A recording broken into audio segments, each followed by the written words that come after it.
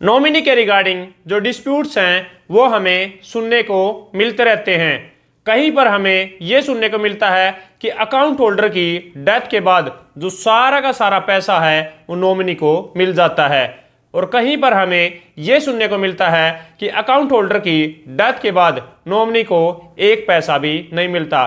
So friends, जानेंगे आज के इस वीडियो में कि नॉमिनी के रिगार्डिंग किस बात में सच्चाई है और हाल फिलहाल में नॉमिनी के रिगार्डिंग क्या लेटेस्ट कानून है। सो फ्रेंड्स, मैं हूं एडवोकेट मोहित और आप देख रहे हैं हमारा चैनल लीगल अटैक। अगर आपने इस चैनल को अभी तक सब्सक्राइब नहीं किया तो चैनल को सब्सक्राइब कर लीजिए, क्योंकि लॉ से रिलेटेड बहुत ही बढ़िया कंटेंट इस चैनल पे आने वाला है। सो फ्रेंड्स, बिना किसी देर के चलिए वीडियो शुरू करते हैं।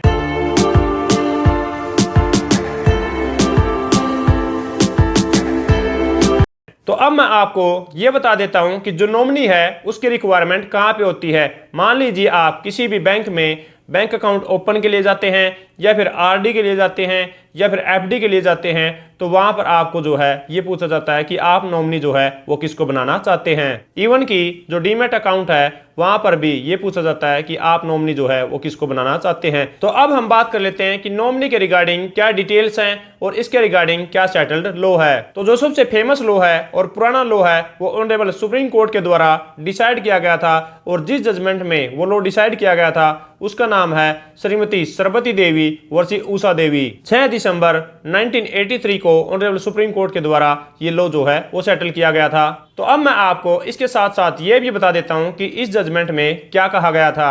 इसमें यह बोला गया था कि जो नॉमिनी है वो एक केयर टेकर है, वो एक कस्टोडियन है, वो एक मैनेजर है, जिस भी अकाउंट होल्डर ने अपने अकाउंट में उसको नॉमिनी बनाया है। और साथ में ये भी कहा गया कि जो नॉमिनी है उसको कोई भी पैसा अकाउंट होल्डर की डेथ के बाद नहीं मिलेगा, और जो सारा का सारा पैसा है वो जाएगा अकाउंट होल्डर के फर्स्ट क्लास लीगल हेयर्स को, जिसमें आते हैं अकाउंट होल्डर की मदर, उसकी वाइफ और उसके बेटा और बेटी। तो इसके साथ साथ मैं आप लोगों को यह भी बता दूं कि कहां पर जो नॉमिनी को पैसा मिलेगा और कहां पर नॉमिनी को एक पैसा भी नहीं मिलेगा। तो सबसे पहले हम बात कर लेते हैं कि कहां पर नॉमिनी को एक भी पैसा नहीं मिलेगा। अगर मान लीजिए किसी भी अकाउंट होल्डर ने अपने अकाउंट में किसी ऐसे पर्सन को नॉमिनी बनाया है जो कि उसका फर्स्ट क्लास लीगल हेयर नहीं है, यानी कि उसका दोस्त है या फिर कोई और पर्सन है, तो यहाँ पर जब भी अकाउंट होल्डर की डेथ होगी तो डेथ के बाद नॉमिनी को एक पैसा भी नहीं मिलेगा। यानी कि उस सिचुएशन में जब nominee first class legal heir नहीं है तो वहां पर उसको एक भी पैसा नहीं मिलेगा और वो पैसे को नहीं यूज कर सकता।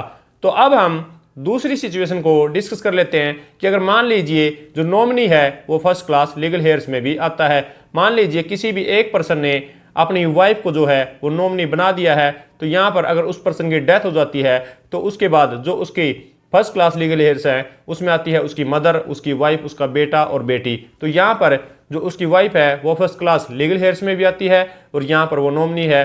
तो अब उसकी वाइफ की ये ड्यूटी बनती है कि उस पर्सन की डेथ के बाद उसके बैंक अकाउंट में जाके सारे पैसे को कलेक्ट करे, और जो भी उसका 1/4 हिस्सा बनता है उस पैसे को वो अपने पास रखे।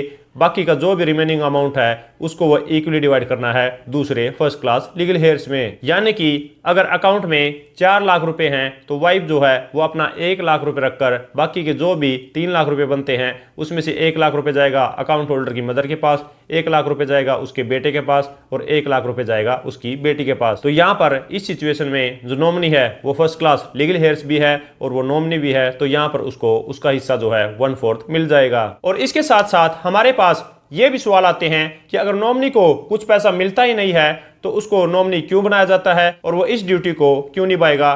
तो इसके बारे में भी मैं आपको बता दूं कि अगर कोई भी पर्सन जो है अगर वो अपने अकाउंट में नॉमिनी को नहीं बनाता है और अगर उसकी डेथ हो जाती है तो उसके बाद जो भी उसके फर्स्ट क्लास लीगल हेयर्स हैं तो उनको जो है कोर्ट में जाकर लीगल हेयर सर्टिफिकेट यानी कि जो सक्सेशन सर्टिफिकेट है वो अप्लाई करना होगा, और उसके लिए उनको जो है 2 से 3 साल या फिर 3 से 4 साल भी लग सकते हैं। और उसके बाद जब उनको सर्टिफिकेट मिलेगा तो उस सर्टिफिकेट के साथ जो है उनको बैंक में जाना होगा और उसके बाद बैंक जो है उनको पैसा रिलीज करेगा। लेकिन अगर नॉमिनी जो है उसको बना दिया जाता है तो उसको कोई भी लीगल हेयर सर्टिफिकेट की या फिर सक्सेशन सर्टिफिकेट की कोई भी जरूरत नहीं है। उसको सिर्फ अपना आइडेंटिटी प्रूफ बैंक में दिखाना है, तो बैंक जो है वो सारा का सारा पैसा नॉमिनी को दे देगा, और इस पे ऑलरेडी लॉ जो है वो सेटल हो चुका है। तो यहाँ पर जो भी ये प्रोसेस है लीगल हेयर सर्टिफिकेट लेने का या फिर सक्सेशन सर्टिफिकेट लेने का, इसको अवॉइड करने के लिए या फिर इस टाइम से बचने के लिए जो है वो नॉमिनी को अपॉइंट किया जाता है। और इसके रिगार्डिंग जो एक्सेप्शंस हैं उसके बारे में भी मैं आपको बता देता हूं कि किन सिचुएशंस में जो सारा का सारा पैसा है वो नॉमिनी को मिलेगा। जिसमें सबसे पहली सिचुएशन आती है कि अगर कोई भी इंश्योरेंस पॉलिसी है और उसमें किसी भी पर्सन ने नॉमिनी को बना दिया है तो उसकी डेथ के बाद जो है सारा का सारा पैसा नॉमिनी को चला जाएगा। और जो दूसरी सिचुएशन है वो ये है कि किसी पर्सन ने अगर नॉमिनी को बना दिया है अपने बैंक अकाउंट में या फिर किसी भी डीमैट अकाउंट में या फिर एफडी में या फिर आरडी में कहीं पर भी, और उसके फेवर में उस बैंक अकाउंट होल्डर ने एक विल भी कर दिया है कि मेरी डेथ के बाद सारा का सारा पैसा जो है इस नॉमिनी को जाएगा, तो उस सिचुएशन में वो सारा पैसा उसके अकाउंट का या फिर एफडी का या फिर आरडी का वो नॉमिनी को चला जाएगा। तो इन दो सिचुएशंस में जो है सारा का सारा पैसा नॉमिनी को जाता है। तो अगर आप ये चाहते हैं कि मेरी डेथ के बाद सारा का सारा पैसा जो है वो नॉमिनी को जाए, तो उस सिचुएशन में आपको जो है नॉमिनी के फेवर में एक विल भी एग्जीक्यूट करनी होगी। और इसके रिगार्डिंग भी काफी सारे लॉ जो है वो सेटल हो चुके हैं। सो फ्रेंड्स, आशा करता हूं कि आप लोगों को भी समझ आ गया होगा कि बैंक अकाउंट होल्डर की डेथ के बाद जो है वो सारा पैसा नॉमिनी को मिलेगा या फिर नहीं मिलेगा, या फिर किन सिचुएशंस में नॉमिनी को पैसा मिलता है और किन सिचुएशंस में नॉमिनी को एक भी पैसा नहीं मिलता। और ये भी आशा करता हूं कि आप लोगों को इस वीडियो से, इस जजमेंट से कुछ ना कुछ सीखने को मिला होगा।